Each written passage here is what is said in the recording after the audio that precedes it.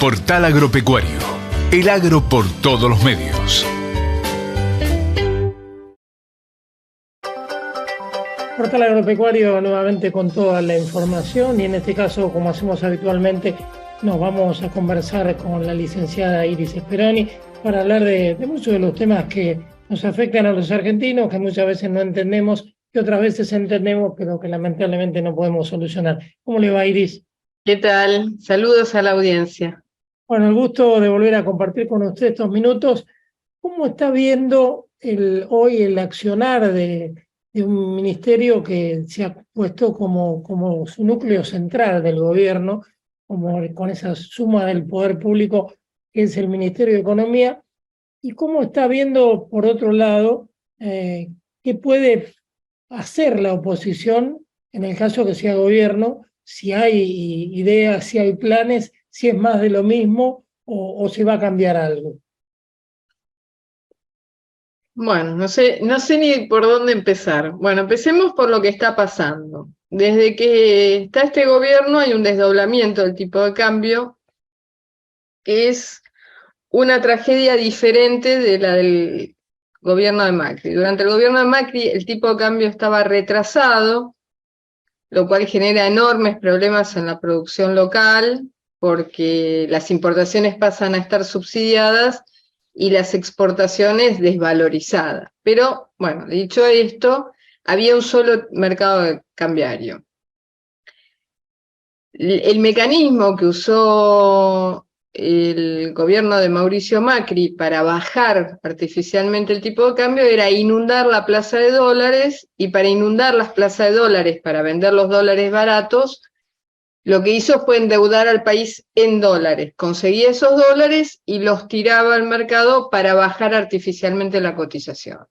Entonces nos generó una gran deuda por un lado, para que después los amigos de siempre compraran dólares, y por el otro lado el perjuicio en la economía real que eso tiene, que es debilitar las exportaciones y subsidiar las importaciones. El mecanismo que usa el actual gobierno para lograr lo mismo, es decir, tener artificialmente bajo el dólar, como no se puede endeudar o no quiere endeudarse, se está endeudando, pero bueno, no quiere, no puede, lo que sea, es decir, bueno, yo le vendo los dólares que tengo a algunos. ¿Con qué criterio? Con el que se me ocurra. Entonces, tenemos por un lado que todo aquel que produce bienes de exportación cobra la mitad de lo que su producto vale, obligando a que la Argentina trabaje a media máquina, porque al cobrar la mitad hay muchas explotaciones que pasan a dar negativo, entonces no se trabaja. Pero por el otro lado, generando competencia desleal con los que producen bienes que a la vez se importan. Porque si yo produzco, qué sé yo,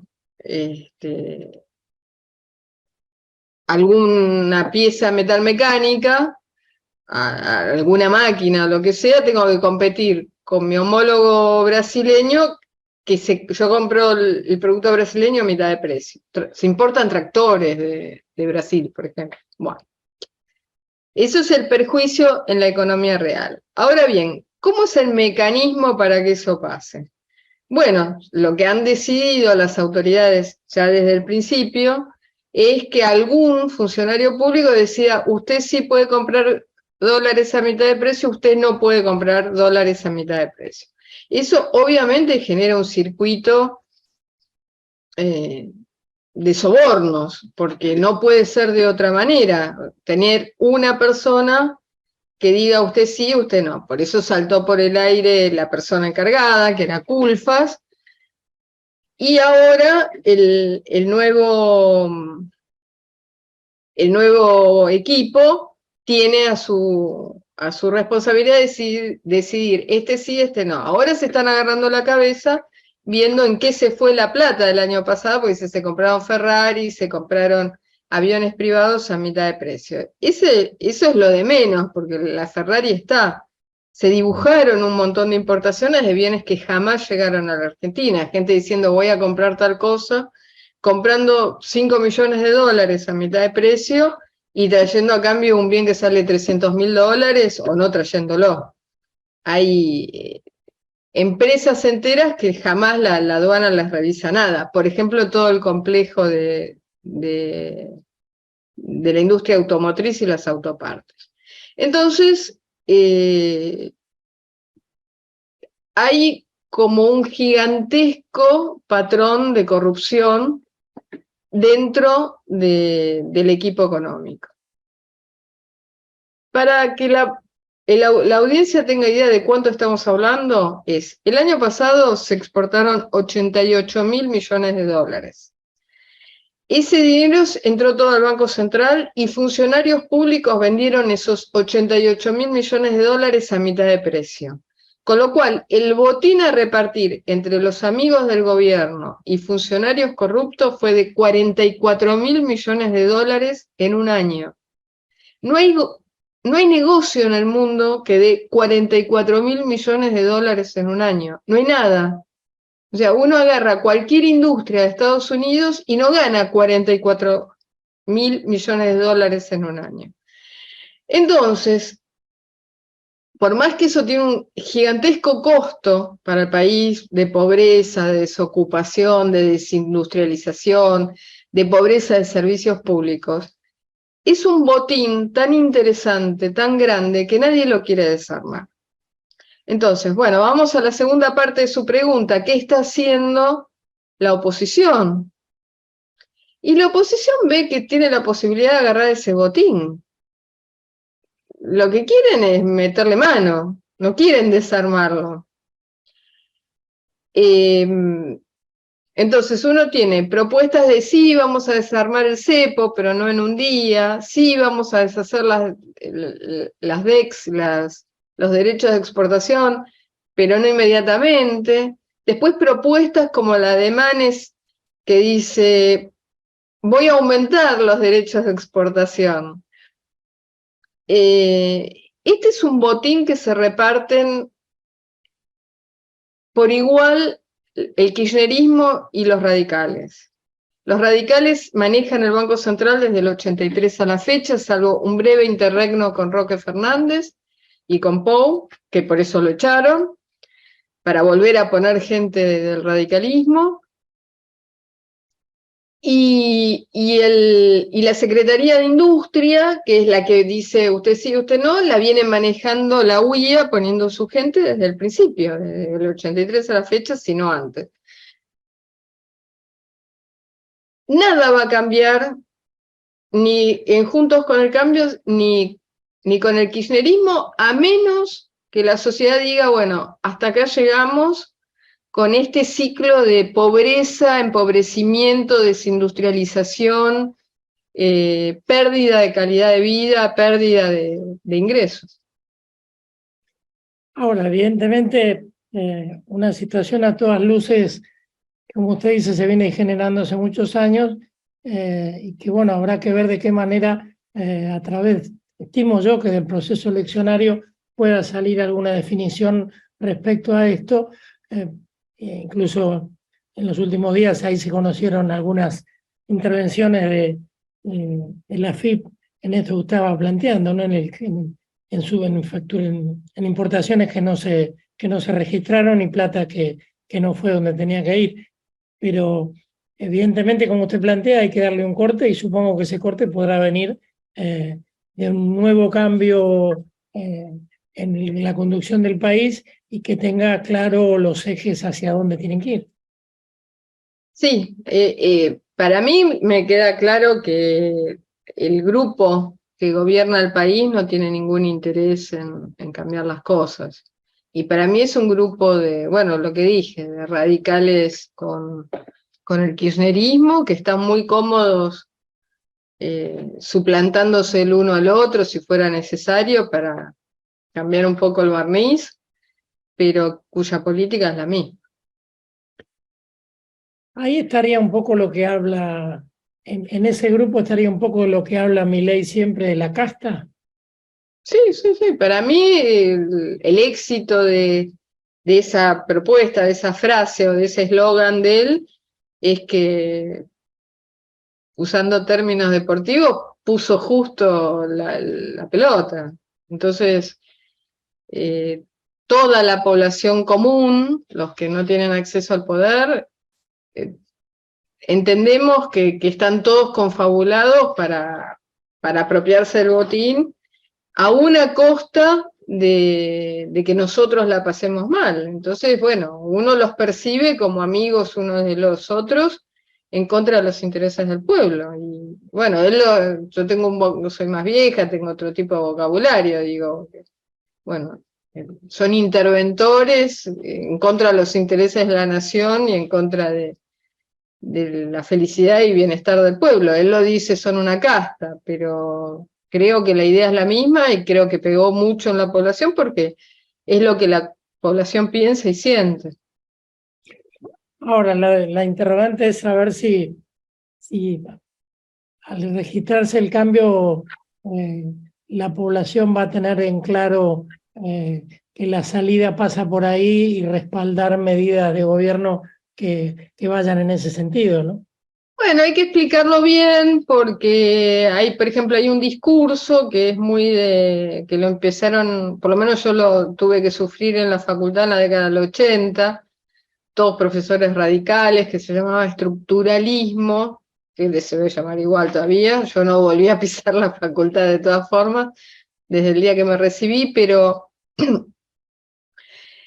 que bueno, que los derechos de exportación son buenos porque se controla el precio interno de los alimentos y se desacopla el precio internacional del local. Eso es un verso de los radicales que se llamaban desarrollistas, bueno, y que por alguna razón ahora gente que se dice kirchnerista se apropió de ese discurso. Yo escuché a algunos economistas cercanos a la vicepresidente que tienen ese verso radical. Los radicales todos lo compran, por eso Manes propone aumentar los derechos de exportación, y es la ideología predominante en la UBA, en la Universidad de La Plata, en el Instituto de Itela, en la Universidad de Itela.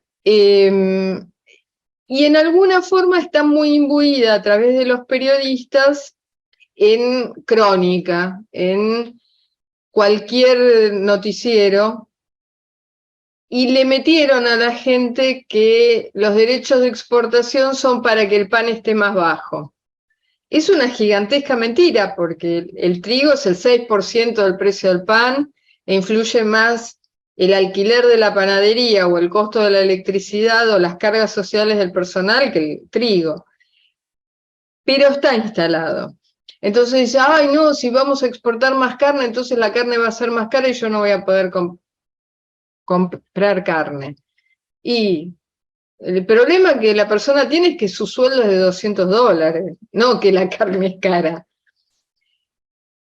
Pero hay todo un discurso único de la totalidad de la prensa sobre la población, muy bien armado. Voy a dar un caso específico. Cuando el Ministerio de Guzmán quiso armar el fideicomiso del trigo, que todo el mundo sabía que era un delito, digamos, era armar todo para armar un delito,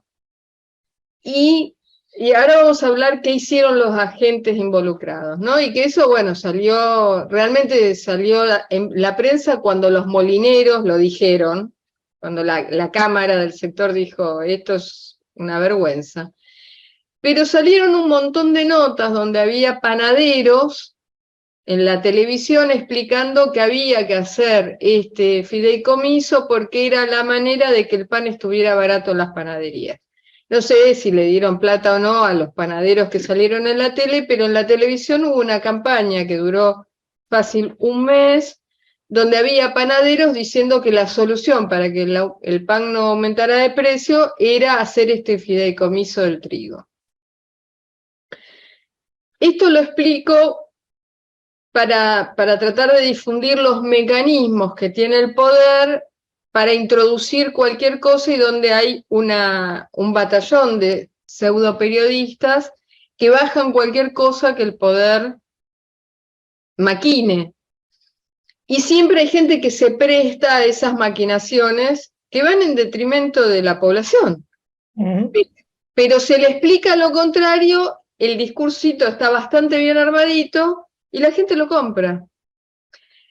Entonces, creo que hay una tarea por parte de quienes pensamos que todo lo que se está haciendo es en contra de los intereses de la población para tratar de explicar el detrás de bambalinas y cómo hay que desarmar todos esos mecanismos de apropiación de dineros públicos para que la gente viva bien. Pero básicamente lo que la gente necesita para vivir bien es que los sueldos sean decentes.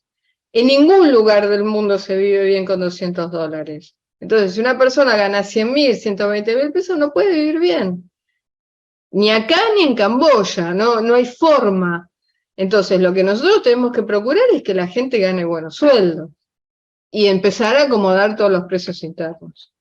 Pero hay una lucha en los medios de comunicación, en el discurso público, que nadie quiere dar y que hay que darlo. Sí, lo que pasa es que en muchos casos intencionadamente, en otros casos por el facilismo de la información. En este caso hay muchas entidades relacionadas con el sector panaderil afines al gobierno, que son las que salieron a defender el fideicomiso en su momento. Y también es cierto que muchos de los medios, en vez de generar investigaciones serias, van a cualquier primer local que se encuentran y le consultan y, como usted dice, instalan una realidad que no es la correcta, ¿no? Que no es la definitiva.